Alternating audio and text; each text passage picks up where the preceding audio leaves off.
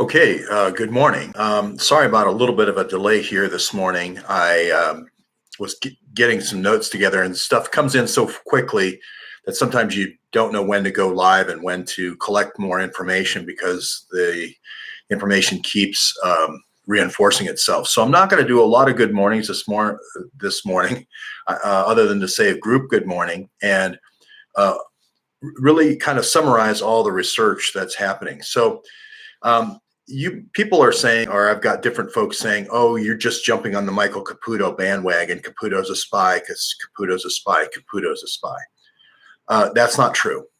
Ever since in this summer, when we did the fountains, we did the different spies in the Trump campaign. One of the fountains that I walked by was called Michael Caputo. If you remember, you can go back and look at my Mike Flynn stuff.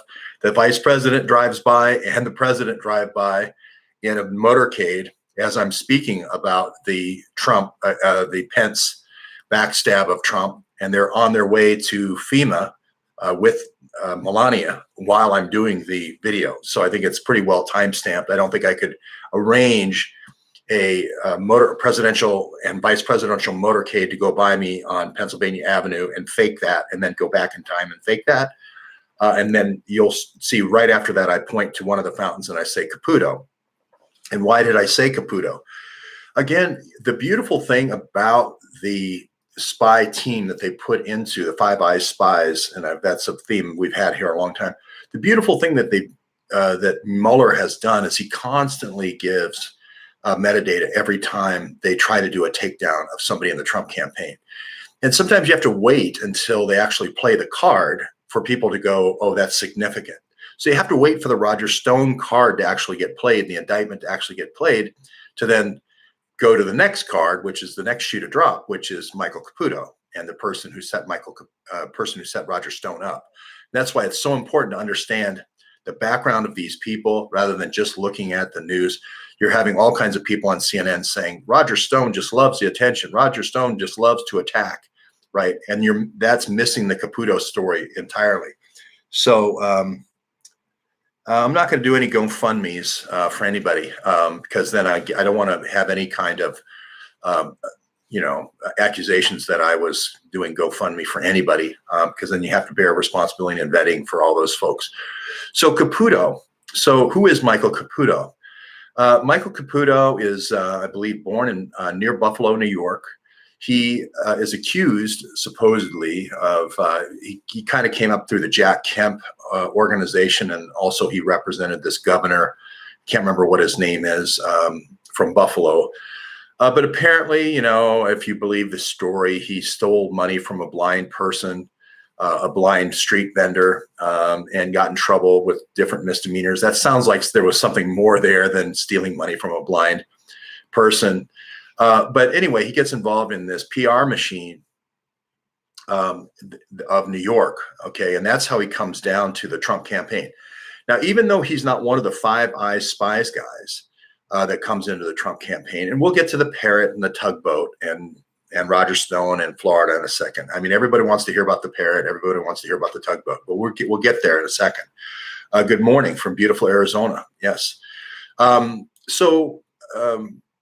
So in between the Parrot and the tugboat and him stealing money from the blind vendor, there is a key 27-page paper that is written that describes him working for the CIA and the National Clandestine Service. And there's a letter signed by the director of the National Clandestine Service for him giving money as a bagman to the Taliban and as a bagman to Al-Qaeda.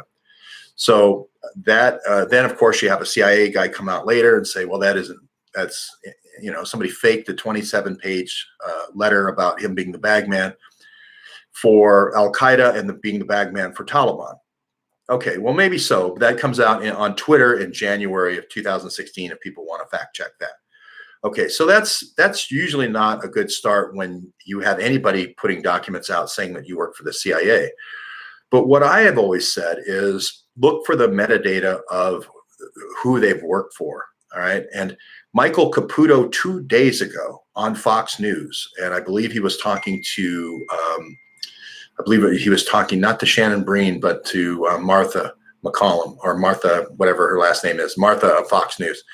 And he said, I was sent by the Clintons, in his own words, I was sent by the Clintons to interfere with Russian elections in 1994 when I was working at USAID. Now, everyone knows USAID is a cover for the CIA, right? And it's a cover usually for the Political Activities Division, which is the Paul Manafort division, the same division that Rick Gates is in, et cetera. These guys basically go in and say, hey, there's two ways to win an election. One, you can see how you're doing in the polls. And if you're way ahead in the polls, there's no need to do dirty tricks. But if there is a need to do dirty tricks, then you have to take out your competitor, and you usually do it through compromise. And you're going to find, now he lived, he lived in the same building owned by Mogilevich. So this Mogilevich theme keeps being repeated. How would Michael Caputo know to go to live above in Moscow, to live above the place where they played the Wagnerian opera in Moscow, and Mogilevich was downstairs, smoking the cigar and eating the black caviar with Konstantin Kilimnik and Paul Manafort? How would he know to go to the Mogilevich's headquarters in Moscow? Just it strains credulity, right? There's someone who's helping him and saying, hey, you need to go to this location and camp out here. And what we're going to do is we're going to get to again, this is the same process that happens with the Clinton campaign. We're going to bring in the girls, and in this case, also boys. We're going to bring in the boys. Back then, if you wanted to swing an election for Boris Yeltsin, which is what he was doing against the different competitors for his second term in the presidency, you can't carve up Mark Rich. You can't carve up the Soviet Union unless you put your man Yeltsin in there, right? And Khodorkovsky's the real hand behind. In this, again, Lee Stranahan has this nailed. Khodorkovsky's the real brains behind it, and Yeltsin's always drunk, going to, down to the Black Sea in Krymsk, but to the military base there. But we'll leave that aside. But Michael Caputo is the bagman. Michael Caputo is the bagman in 1994 and as far as questions go, I'm going to do super chats only, and for the reason being that people find it very confusing when I jump off and answer a question when I'm right in the middle of a train of thought. So if you want to super chat something, if something's important enough to super chat it, even for 99 cents, it's a good thing, and that'll get my attention. So I'm not going to watch the questions as much today, and I'm going to more focus on the train of thought so that people, don't. So I'll stay on the Caputo train here. But so he's in there. He says out of his own mouth, that he was sent there by the Clinton administration when he worked for the State Department, again, an obvious CIA cover, to go take down Yeltsin's competitors. And again, it's going to be boys. It's not going to be girls this time. And the reason why it's going to be boys is in Russia at that time, if you're the competitor to Yeltsin and somebody catches you with a Butina on 55 Savushkina up in Leningrad, and you have a dalliance, it was kind of looked on by the population as, hey, he's kind of a rock and roller, he's a James Bond kind of guy. But the boy thing in Moscow was the poison, death. Now, there is going to be a connection. Again, I know people are not going to find this hard to believe, but I was actually there in 90 in Prague when Mogilevich was setting up, and I was there in 91. And trust me on this, they were setting up the crime organization even before the Soviet Union fell, and they were sourcing young men, 12, 13-year-old men, to take back to Moscow to do compromat takedown. They did it with girls, too. They took down the head of the intelligence who was doing an investigation against Yeltsin with the two girls. So two girls is one young boy seems to equal two girls in this whole takedown. Does this sound familiar with the PP dossier 20 years later? It's the same exact takedown. Now, it's not Oleg Pascha yet, but it's Michael Caputo. It's Michael Cohen. It's Felix Sater.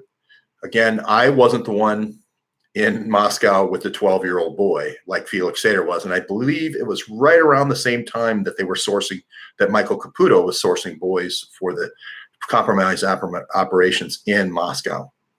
Again, somebody, if you want to post the Taliban Bagman paper it was on Twitter, the Taliban, Michael Caputo, being named in a 27-page paper, being signed by the director of the National Security Clandestine Division of the CIA. Again, there's not a lot of more proof that I could offer other than here's the guy who runs the National Clandestine Division of the CIA saying he's the bagman for Taliban, saying he's the bagman for Al-Qaeda. You're going to see how this all works in with Khashoggi and so forth, giving people weapons on both sides, and we're going to get there. So he marries this Russian gal, so he speaks Russian. Now, again, if you grow up in Buffalo, New York, how do you learn Russian, right? If you're stealing money out of a blind person's cup in Buffalo, New York, how do you end up learning how to speak Russian, right? It's going to be an interesting explanation. And these are questions that the journalist should ask Michael Caputo. Hey, was the blind guy Russian? Did you say, hey, I'm stealing from you? How do you say steal in Russian? Is that how he learned Russian? In Buffalo, New York, really?